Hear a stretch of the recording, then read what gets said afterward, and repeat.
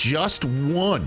Not four, one. The best player in the history of every franchise in the NFL, division by division. The division you have chosen today is the AFC North. The AFC North. Okay, Yes. so TJ, the floor is yours. Well, I got to preface this, guys. A few days ago, I split up the Houston Oilers and the Tennessee Titans. Yes, you did. Both of those franchises, their GOAT player. And then someone on YouTube was like, well, I want to see if he does the same thing with the Browns and the Ravens because those are different. No. They are separate, though. They literally are separate in this division. But no one in the new Browns franchise has a GOAT player. So, unfortunately, there won't be one from them. All right. But there's only one GOAT in the NFL, period, one can argue, and he was a Cleveland Brown. Exactly. Okay. And now that you brought that up, we'll kick it off with him for the Cleveland Browns. I mean, lots of great players. We'll get to them. Jim Brown. That's the end of the story. For the Cincinnati Bengals, again, nice franchise, but there's one dude, and that's Anthony Munoz, and he was a bad man. For the Baltimore Ravens, again, so many players, Rich, to choose from. I went with Ray Anthony Lewis. Yes. And for the Pittsburgh Steelers, like this one I had to get right because I want to go home at some point. Wow. Rich history, but they didn't call him Nice Joe Green. They didn't call him Okay Joe Green or Average Joe Green or Okay. He was Mean Joe Green. And, I feel like his stats... This is the right answer. His body of work. This is the right out of all the Pittsburgh Steelers. Franco Harris, Terry Bradshaw. Yes. And and people sometimes get mad that we don't mention them. Jack Ham. I'm glad you're doing that, Rich. Lambert.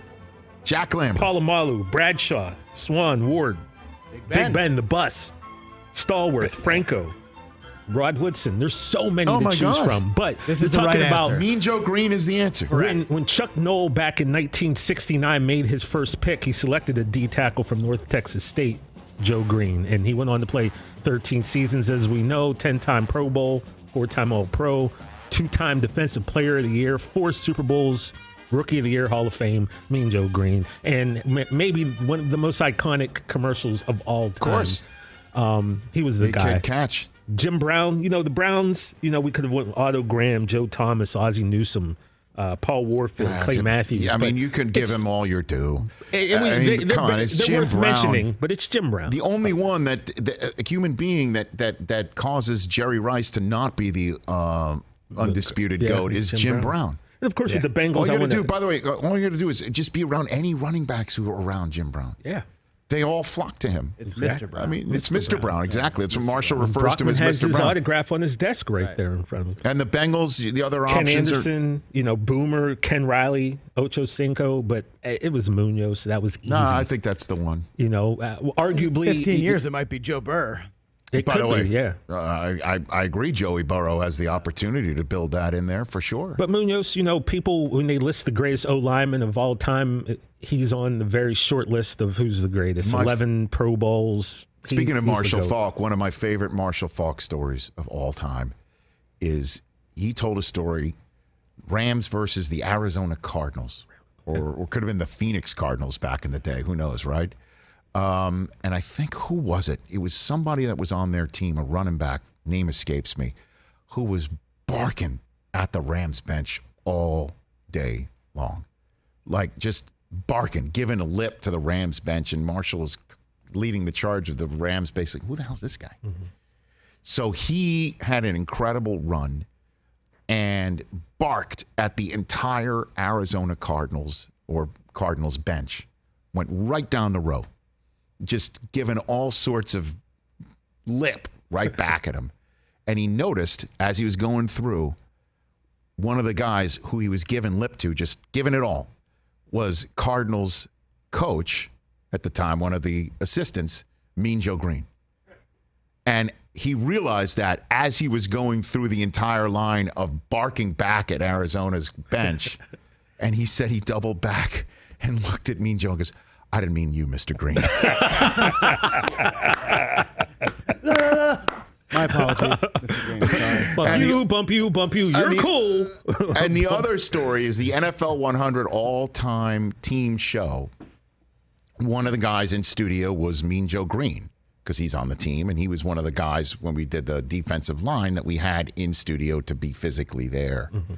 And we didn't kind of walk through prior to the segment, I'll ask this, and Collinsworth say, I'll ask that, and Belichick, I'll ask that. Because, we're just kind of going off the seat of our pants and just asking questions of the guys. And it wasn't like, what are you going to do so I don't cover the same ground? Like, we didn't have that sort of coordination for various reasons. It was a long day. And also, Belichick was new to this thing, and everybody just wanted to let him go and ask whatever he wanted to ask of anybody at any time, right? Yeah. So, sure enough, I was going to start first with Mean Joe Green, but Bill, for one of the only times in the history of that show, I guess history, we did a few episodes, but while we shot that show, he said, I want to go first.